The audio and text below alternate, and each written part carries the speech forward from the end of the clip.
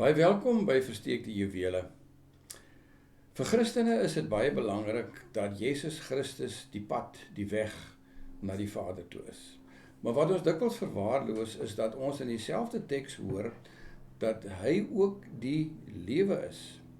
As jy Jesus Christus gekies het as jou pad, dan is jy op pad na die Vader toe, na die hemel toe, maar waarvoor kies ons 'n pad?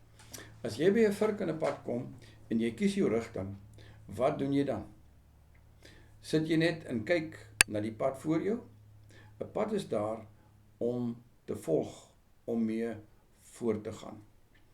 Ons lewe is 'n lewensreis saam met Jesus Christus. Nou as Jesus ons reisgenoot is, dan leer ons hom op hierdie pad al hoe beter ken, soos wat jy 'n reisgenoot op 'n lang pad leer ken. Soos ons voortgaan met hierdie reis, kry ons al hoe meer deel aan sy kruisiging en sy opstanding.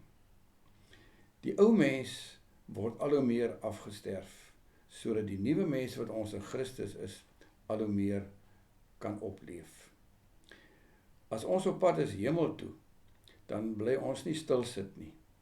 Ons lewe is 'n reis saam met Christus. Dit is wat die lewe vir ons is. Jesus is die lewe.